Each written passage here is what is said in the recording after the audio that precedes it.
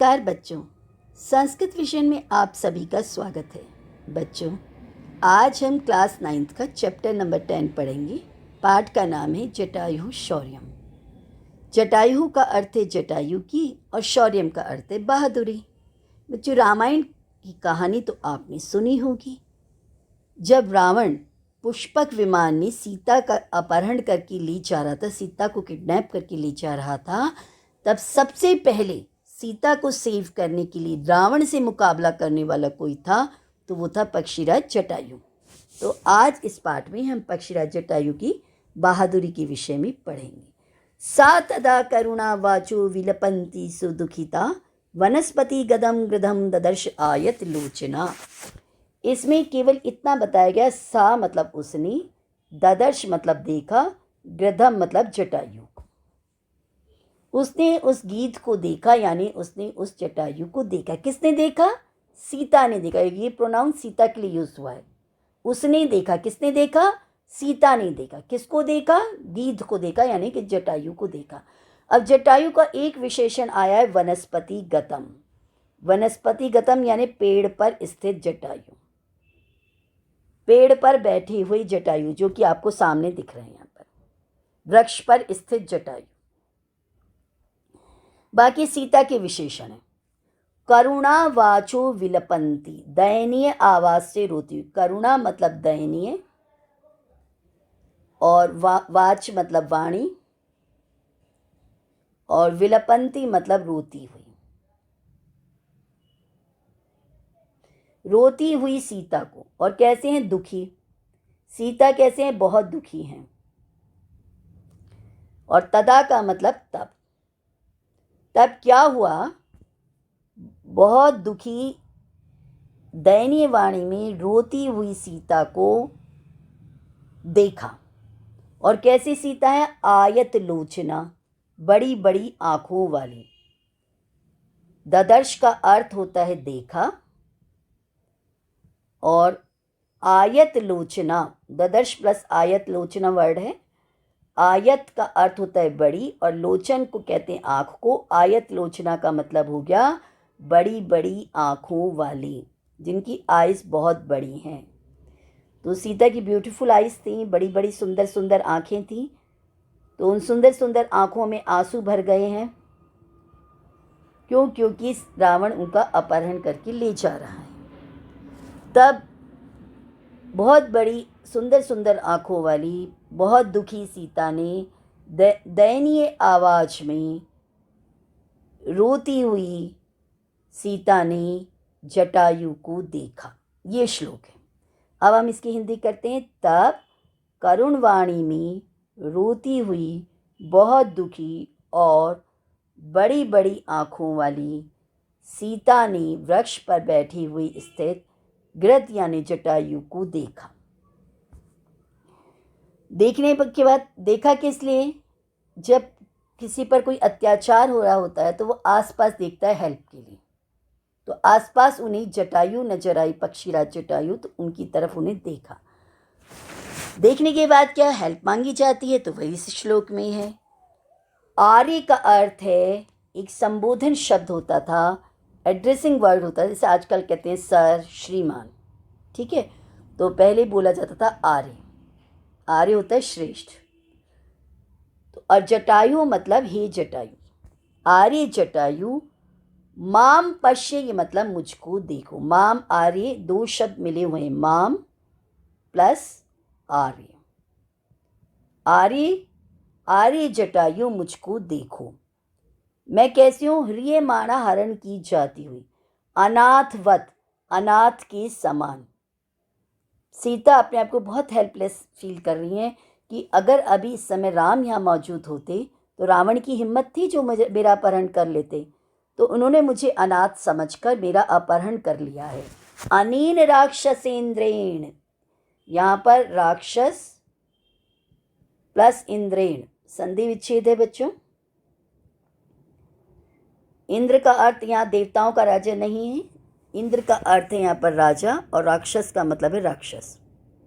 राक्षसों के राजा के द्वारा। और कैसा राजा? ये पाप कर्मणा, पापी, पाप कर्म करने वाला। पाप करुणम मतलब दुखी, मुझ दुखी सीता को देखो, कैसी हूं मैं, अनाथ की तरह दिखाई दे रही हूं और मेरा हरण किया जा रहा है और इस पापी राक्षस राज के द्वारा किया जा रहा है।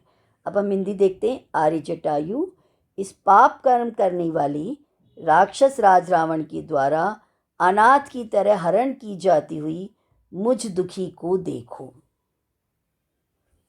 नेक्स्ट श्लोक है, तम शब्दम अवसुप्तस्तु जटायुर अथ शुश्रुवी निरीक्षे रावणम क्षिप्रम वैदेहीं च ददर्श। अब जटायु को हेल्प के लिए पुकारा है सीता ने, तो सोई हुई जटायु की आंख खुल गई है। अब सुप्तस्तु मतलब सोते हुए। तम शब्दम उस वर्ड को, सीता की उस वर्ड को। जटायु और अथ का मतलब है, अथ मतलब इसके बाद, और जटायु का अर्थ है जटायु। अथ एक शब्द है, अव्यय शब्द है, तो ये कहानियों में स्टार्टिंग में यूज होता है। इसके बाद क्या हुआ, इसके बाद क्या हुआ, तो अब इसके बाद सुनाते हैं। अथ मतलब इसके बाद। इसके बाद जटायु ने उस शब्द को, शुश्रुवी जो वर्ड है, इसका अर्थ है सुना।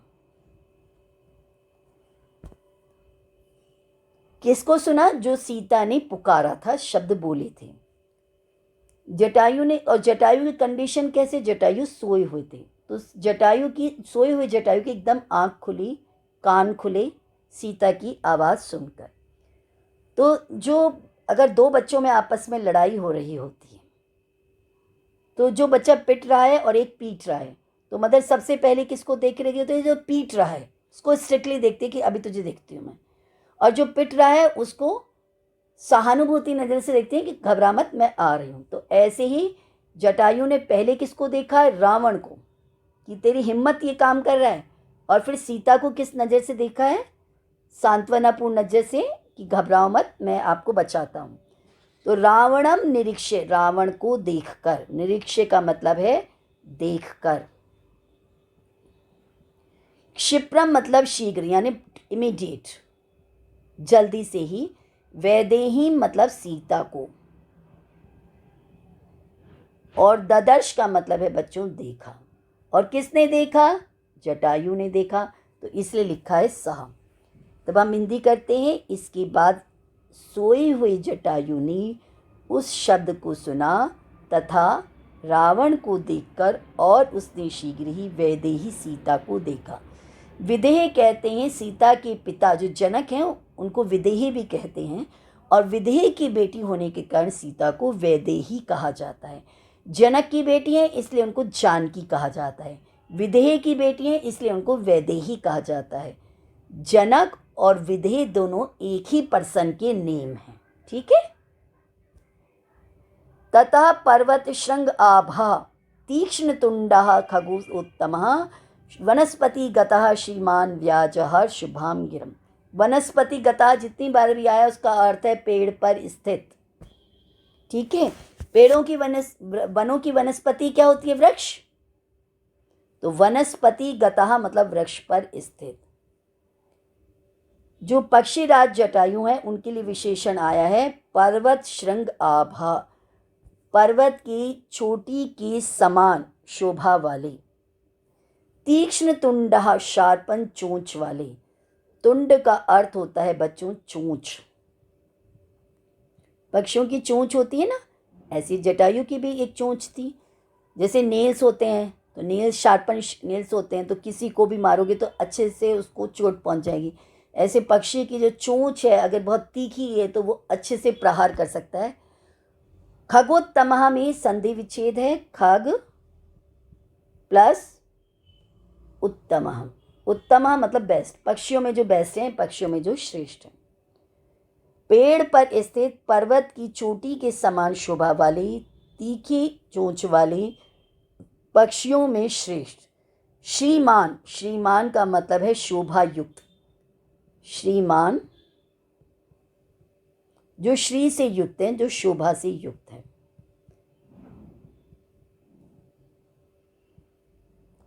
और व्याजहार का अर्थ है कहा, यानी कि बोला। पक्षीराज जटायु ने बोला, क्या बोला? शुभाम गिरम, शुभ वाणी को बोला। गिरम का अर्थ है वाणी। कैसी वाणी है? शुभ वाणी। ठीक है।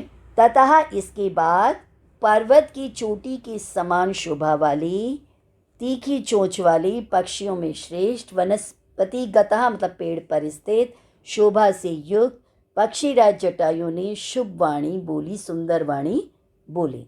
जब कोई किसी पर आक्रमण करता है तो सबसे पहले उसको समझाया जाता है कि तू रुक। तो इसके बाद जो विमान पर, जो एरोप्लेन में जा रहा है राक्षस राज रावण सीता का अपहरण करते हुए, तो उस रावण को रोकने के लिए जटायु आए हैं और जटायु उसको समझा रहे हैं। तो अब हम एक बार हिंदी करते हैं। इसके बाद के लिए हमारे पास संस्कृत वर्ड है ततः। पर्वत शिखर की तरह शोभा वाली, तीखे चोंच वाली, वृक्ष पर स्थित, शोभायुक्त, पक्षियों में उत्तम, जटायु ने सुंदर वाणी में कहा, यानी शुभ वाणी में कहा। निवर्तय मतिम नीचाम परदाराभिमर्शनात् न तत्समाचरे धीरो यत् परो अस्य विकरहित। वो उसको समझा रहे हैं कि पराई स्त्री, परदारा का मतलब है पराई स्त्री, अभिमर्शनात् मतलब टच करना, जो दूसरे की स्त्री है, दूसरे की लेडी है, दूसरे की पत्नी है, उसको टच करना ठीक नहीं है, ये अच्छा काम नहीं है। तुमने सीता को टच क्यों किया? सीता का अपहरण क्यों किया? तो पराई स्त्री की स्पर्श दोष से निवर्तय लौटा लो। मतिम मतलब बुद्धि को, और कैसी बुद्धि है? नीच बुद्धि, इसलिए नीचाम मतिम में सेकंड विभक्ति एक वचन हुआ है, विशेषण विशेष्य में सेम विभक्ति सेम वचन होता है। जटायु कह रहे हैं कि तुम अपनी जो तुम्हारी बुद्धि है ना, खराब हो गई है, इस बुद्धि को ठीक कर लो, निवर्तय लौटा लो। जो पराई स्त्री को टच करने की जो बुद्धि है, उस बुद्धि से अपने आप को लौटा लो, इस बुरे काम से अपने आप को हटा लो। नहीं तत् उसको समाचरित आचरण करना चाहिए। धीरो मतलब धैर्यवान यानी कि बुद्धिमान व्यक्ति, यत मतलब जिसको, परहा अस्य विकरहे जिसकी दूसरे लोग बुराई करें। ऐसा कोई काम नहीं करना चाहिए जिससे दूसरे लोग बुराई करें। विगरहेत जो शब्द है इसका अर्थ है बुराई करना। कोई बुरा काम करेगा तो बच्चों उसकी बुराई होगी ना।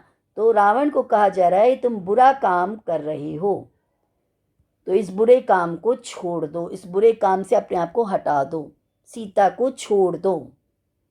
धीर का अर्थ होता है धैर्यवान यानी कि बुद्धिमान। निवर्तय मतलब लौटा लो, हटा लो। निवर्तय का मतलब हटा दो, अपनी इस बुद्धि को हटा दो। सीता को अपहरण करने का विचार अपने मन से हटा दो, तुम सीता को छोड़ दो। तो इस श्लोक में क्या कहा गया है बच्चों? पराई स्त्री के स्पर्श दोष से तुम अपनी नीच बुद्धि को, नीच विचार को हटा लो, क्योंकि बुद्धिमान धैर्यशाली मनुष्य को वह व्यवहार नहीं करना चाहिए जिससे कि दूसरे लोग उसकी बुराई करें। अब ये जो वर्ड है ना, यत परो अस्य, इसमें 3 शब्द जुड़े हुए हैं, यत, परह और अस्य। इस बुरे काम को छोड़ दो जिससे कि लोग बुराई करें। ऐसे काम को नहीं करना चाहिए जिस काम की लोग बुराई करते हैं। बुद्धिमान लोग जिस कार्य की बुराई करें उस काम को छोड़ दें। और ये जो साइन आपको दिख रहा है ना, इसको हम कहते हैं अवग्रह, और ये अ का रिजल्ट होता है। संधि करते समय अ के स्थान पर ये लग जाता है, साइलेंट अ होता है एक तरह से।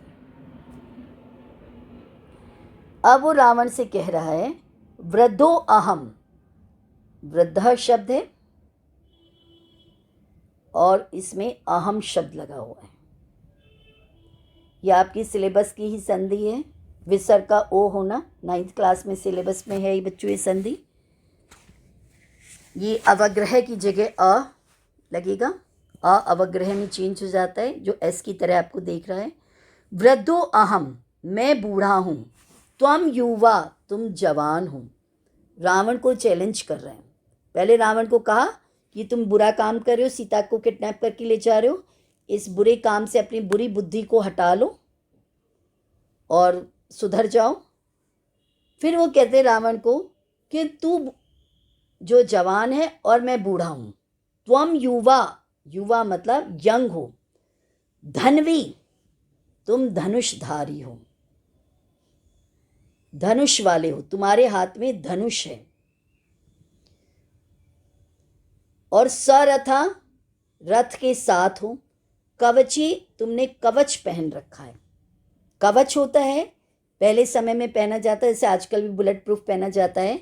बॉडी का गार्ड होता है एक तरह से, एक ऐसे जैसे हम वस्त्र पहनते हैं ना, कपड़े पहनते हैं, तो ऐसा कपड़ा पहना गया है जिससे कोई भी विपन उस पर बॉडी को हार्म नहीं कर सकता है, तो वो होता है कवच। और शरी, शरी शब्द है कि बाण धारण करियो। शर का अर्थ होता है बाण, यानी कि आपके पास धनुष है, कवच है और एरो हैं, तीर हैं, सब कुछ है। और मैं बूढ़ा हूँ, मेरे पास कोई हथियार नहीं है, कुछ नहीं है, फिर भी मैं तुम्हारा मुकाबला करूँगा। ना चापी आदाय, तो इसमें चा है, अपी है और आदाय है। फिर भी तुम सीता को लेकर नहीं जा सकते हो यहाँ से सुरक्षित। कुशली मतलब सुरक्षित, सुरक्षित नहीं जा पाओगे, यानी मेरे होते हुए। मे मतलब मेरे, गमिष्यसी मतलब जाओगे। वो कह रहे हैं, जटायु कहते हैं रावण से कि मैं बूढ़ा हो चुका हूं, तुम जवान हो, तुम्हारे पास धनुष है, तुम्हारे पास रथ है, तुम्हारे पास कवच है, तुम्हारे पास तीर हैं, तीर कमान होते हैं ना, तो भी ना गमिष्यसी, नहीं जा पाओगे। कुशली, कुशल पूर्वक। मैं, मेरे होते, वैदेहीन, सीता को, सीता को लेकर तुम कुशल पूर्वक मेरे पास से नहीं जा सकते हो। यानी कि मैं खड़ा हूं यहां मुकाबला करने के लिए। अब हम हिंदी देखते हैं एक बार। मैं तो बूढ़ा हूं, परंतु तुम जवान हो, तुम धनुषधारी हो, रथ से युक्त हो, कवचधारी हो और बाण धारण किए हुए हो, तो भी मेरे रहते हुए सीता को लेकर नहीं जा पाओगे। जाके दिखाओ कैसे जाओगे, और सुरक्षित तो बिल्कुल नहीं जाओगे। अब हम नेक्स्ट श्लोक करते हैं। तस्य तीक्ष्ण नखाभ्याम तु चरणाभ्याम महाबलः चकार बहुधा गात्रे व्रणान पतक सत्तमः। आप देख रहे हैं यहाँ सामने जटायु और रावण की लड़ाई। रावण ने कितनी बहादुरी से जटायु के साथ मुकाबला किया है बच्चों। देख रहे हो ना, जटायु शौर्य, जटायु की बहादुरी। जिस राक्षस राज रावण का मुकाबला करने के लिए लोग डरते थे, उस पक्षी राज ने उस रावण का मुकाबला किया है। सामने देखिए, तस्य तीक्ष्ण नखाभ्याम तू चरणाभ्याम। पक्षी के पास क्या हथियार होते, चोंच और पैर, तो उसने अपने देखो चोंच से और पैरों से कैसे मुकाबला कर रहा है। तस्य, उसके, तीक्ष्ण नखाभ्याम, तीक्ष्ण मतलब तीखे, नखाभ्याम नाखूनों से, चरणाभ्याम पैरों से, महाबला महान बलशाली ने, चकार किया, बहुधा बहुत प्रकार से, गात्रे मतलब शरीर पर, रावण की बॉडी पर, व्रणान, व्रणान कहते घावों को कर दिया। देखो बार बार आक्रमण कर रहा है, तो कोई किसी पर नखून भी अगर जोर से मार देता है तो होते हैं ना, निशान होते हैं, तो ये रावण को घायल कर रहे हैं। इस पिक में देखिए पक्षीराज जटायु। पतक सत्तमः का मतलब है पक्षियों में श्रेष्ठ, महाबलशाली, महाबला का अर्थ है। व्रणान पतक सत्तम, व्रणान मतलब घावों को। व्रणान शब्द का अर्थ बच्चों होता है घावों को। घाव कर दिए उसकी बॉडी में बहुत सारे। कहा था ना, मेरे होते तुम सुरक्षित नहीं जा पाओगे। और वृणान में जोड़ा गया है पतग सत्तमः। पतग सत्तमः मतलब पक्षी श्रेष्ठ। तो ये पतग सत्तमः शब्द है जिसका अर्थ है पक्षियों में श्रेष्ठ, पक्षीराज। महाबलः का अर्थ है महान पराक्रमी, और तस्य गात्रे का मतलब है उसके शरीर पर। तो किसके शरीर पर किया है? रावण के शरीर पर बहुत सारी घाव कर दी। अब हम हिंदी देखते हैं। उस महाबलशाली पक्षी ने अपने तीखे नाखूनों तथा पैरों से उस रावण के शरीर पर बहुत से घाव कर दिए। ततो अस्य सशरम चापम मुक्तामणि विभूषितम चरणाभ्याम महातेजा बभंज अस्य महद्धनु। अब इसके बाद बता रहे हैं कि और क्या किया। शरीर पर बहुत सारे घाव कर दिए, बहुत बुरी तरह से घायल कर दिया रावण को। उसके बाद क्या हुआ? ततः मतलब इसके बाद। ततो अस्य पहला जो शब्द है इसमें संधि विच्छेद है, ततः प्लस अस्य। उसके बाद उसने क्या किया? उस महातेजस्वी धनुर्धर ने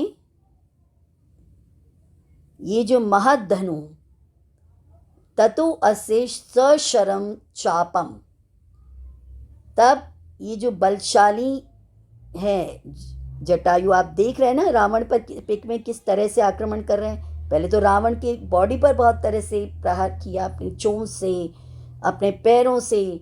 अब क्या कर रहे हैं? उसके धनुष को, जो उसका बहुत बड़ा धनुष था, महद्धनु मतलब बहुत बड़ा धनुष। मुक्ता मणि विभूषित, मुक्ता मतलब मोती, और मणि होता है मणि, जो कि नागों के पास मणि होती है ना बच्चों, तो उससे पहले ऑर्नामेंट बनाए जाते थे। तो रावण का बहुत राक्षसों का राजा था, उसका धनुष ऐसा वैसा धनुष नहीं था, उसके धनुष पर मोती और मणि लगे हुए थे। तो मोती और मणि से सजे हुए धनुष को, और चापम का अर्थ है चाप को, यानी कि धनुष को।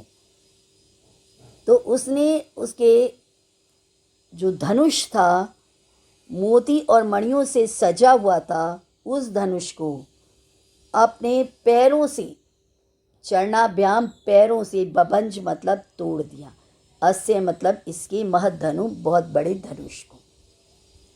इस श्लोक में बताया गया है कि जटायु ने रावण के धनुष को बुरी तरह से कुचल दिया, तोड़ दिया, टुकड़े टुकड़े कर दिए। अब हम इसकी हिंदी करते हैं। उसके बाद उस महान तेजस्वी, महातेजा का अर्थ होता है महान तेजस्वी। महान तेजस्वी किसका विशेषण है? जटायु का। ध्यान रखिएगा, कई बार पूछा जाता है। तो महान तेजस्वी जटायु ने मोतियों और मणि से सजी हुई, विभूषित का अर्थ है सजे हुए, बाणों सहित, सशरम का अर्थ है बाणों से, शर का मतलब होता तीर बाण, उस रावण के विशाल धनुष को, महद्धनु मतलब विशाल धनुष को अपने पैरों से तोड़ डाला। बभंज का मतलब है बच्चों तोड़ डाला।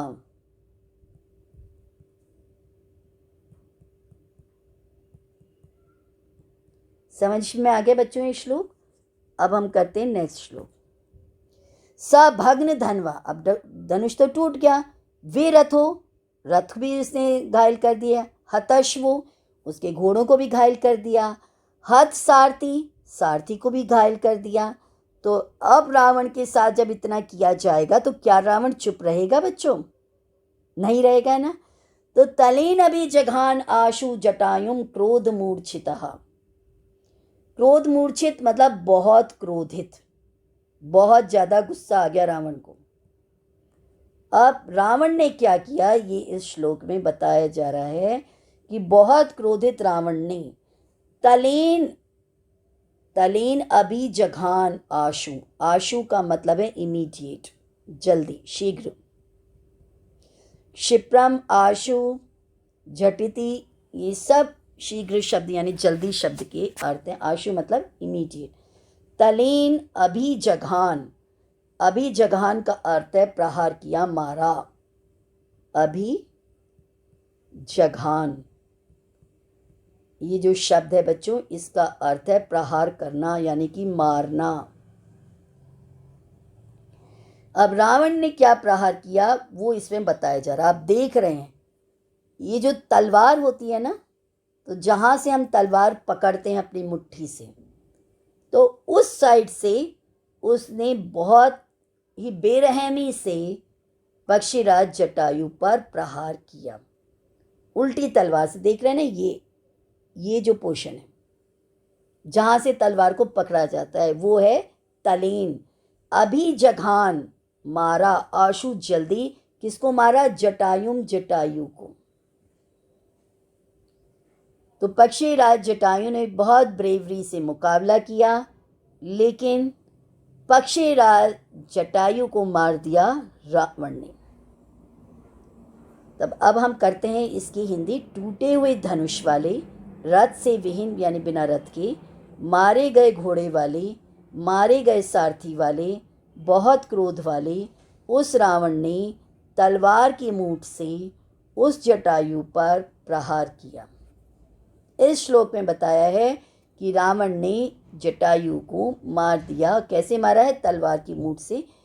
जब हम हैंड में तलवार को पकड़ते हैं ना, तो हमारी हाथ में जो तलवार का पोर्शन नज़दीक होता है ना, जिसको हमने पकड़ा हुआ था, वो होती है तलवार की मूठ। तो ऐसे करके उल्टी तलवार से, उसकी तलवार की मूठ से उसने रावण ने जटायु को मारा। और देखिए जटायु ने क्या क्या किया। रावण के शरीर पर बहुत सारे घाव किए, उसके धनुष को तोड़ दिया, उसके सारथी को घायल किया, उसके घोड़ों को घायल किया। तो बहुत बहादुरी से काम किया जटायु ने। जटायुस्तम अतिक्रम्य तुंडेन अस्य खगाधिपः वाम बाहुन दश तदा व्यपहरन्दरिमः। जटायु भी कोई कम नहीं थे, ब्रेवरी बहुत अधिक थी उनके अंदर। तो उन्होंने क्या किया है? जटायु ने शत्रुओं को नाश करने वाली व्यपहरन्दरिमः, व्यप रथ शब्द है और अरिंदमः शब्द है। अरिंदमः का अर्थ है शत्रुओं पर आक्रमण करने वाला, शत्रुओं का नाश करने वाला। शत्रुओं का नाश करना, अरिंदमः।